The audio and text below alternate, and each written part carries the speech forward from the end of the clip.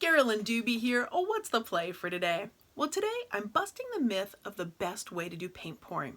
I recently had a friend over who had never made one of these, and I had the supplies out, and there were things she wanted to know before she even started. She wanted to know what was the best pouring medium to use, what was the best paint, what were the best color combinations, what was the best technique to get it on the canvas. And I had to break it to her that it doesn't have to be that complex. It doesn't have to be about the best, because there are unlimited options, meaning you can do combinations. The potential is just, well, it's unlimited. So you don't have to be locked into any one way on anything. Lots of ways will get the job done. So for pouring medium, I said, hey, what pouring medium can you get your hands on? That's the best one. What kind of paints do you have? Those are going to be the best ones to use right now. What kind of techniques do you know how to do? Or do you want to do? Those are going to be the best ones to go with. And so she realized that focusing on what was the one way was really getting in her way. So she decided to go with me, to trust me on this, and just mix up some paint and pouring medium and get it onto a canvas. The technique that I showed her for her first one, that's what I've got in this video for you. Now, if you're brand new to paint pouring, have never mixed up paint, I've got a video for you. It's all about getting started making that very first canvas that goes into setting up your space, mixing up the paint, those kinds of things. I almost forgot to mention, at the very end of this video, I'm going to show you what it looks like completely dry and the thing that showed up that was such a wonderful surprise for me. The technique that I taught to my friend is the dirty pour. And that's where you add a bunch of paint into a cup, so you've got lots of layers, lots of colors there, and then we're going to pour it onto the canvas. As my friend was filling her cup for the very first time with the paint and pouring medium mixture in there, she really wanted to know what was the best amount of paint to put in there. What were the best number of layers to have? What I found as I've made hundreds of these poured canvases is it's not about the one best answer. It's more about general guidelines. So I told her for adding those layers of color to the cup, the guideline that I go with is more than 6 layers. One of the reasons why I really love guidelines as opposed to the best way or the only way kind of thing is because guidelines are flexible. You can do a little more, you can do a little less. There isn't that pressure to do it exactly one way when you're working with guidelines. So the guideline for her was 6 or more layers in that cup. Now the paint's ready, it's time to get the surface ready that we're going to work on. This happens to be a wood panel, it could be a canvas, it can be anything that can handle getting wet really. You can pour paint on just about anything. Now I've primed it white simply because I don't really like the brown of wood. I prefer to work on white, so that's why I've gessoed it. And you bet, that's a guideline, it's not a rule, you don't have to, it's optional. I'm putting paint all the way around it and around the sides because that's going to help the paint flow when I pour it out of the cup. So now we are all ready to bring in that cup of color. To pour it on, all you do is simply tip it and then move the cup around as you're tipping. And that's going to put that color and pattern as those layers spill out onto your canvas or your board or whatever surface you're making your painting on. As my friend was doing this, she wanted to know what was the best amount of paint to put on here.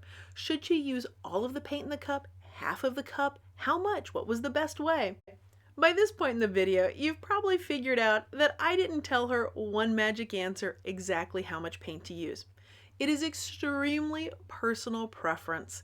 Some people like to just have a little bit of paint on there, and some people like to have a lot of paint on there.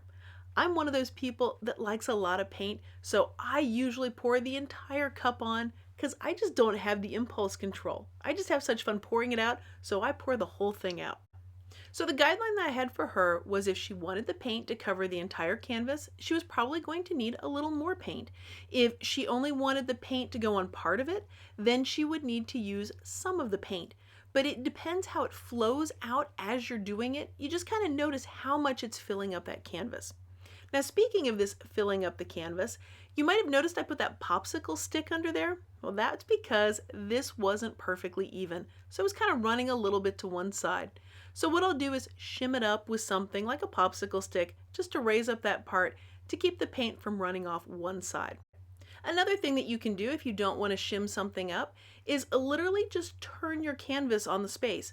So by turning it 180 here, the part that was lower is now a little bit higher, and that will keep the paint from running unevenly off one side. Now when I have this much paint on here, it's going to run over all of the sides, and that's okay. I knew that was going to happen. That's also why I have a box down there that's going to collect it up.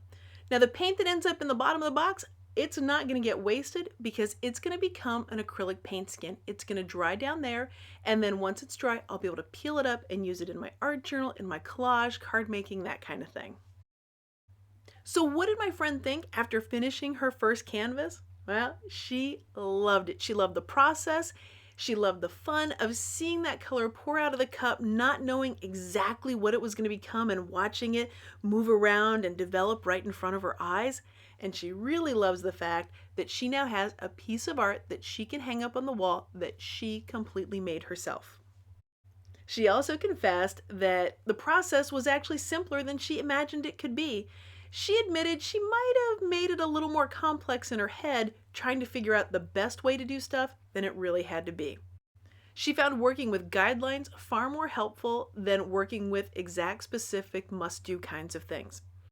What I did for my friend when she was at my house paint pouring is the exact same thing that I do for students both in person and online in my workshops. I've got a link down below where you can check out my latest offerings on my website at acolorfuljourney.com. This canvas is just about ready to move to the drying rack. Now, how do I know when it's time to move it? Well, when it's done dripping, because that's really what it's here doing. I'm just letting that box collect up those drips. So once it's done dripping, which for me runs anywhere from 10 to 30 minutes, then I'm going to put it onto the very, very fancy drying rack. Now, by very, very fancy, what I mean is cardboard with some little plastic cups glued on it. Now, while it's drying on that fancy drying rack, the paint still may be moving and shifting around a little bit. The pattern actually can look a little different when it's completely dry the next day than when it's wet.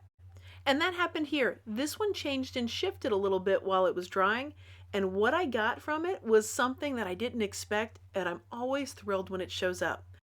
And that's a face. I see big, beautiful blue eyes and hot pink lips there on this. Having a face show up for me in a dried painting is an absolute gift of the play. This isn't something that I make happen or I force to be. It's just one of those lucky things.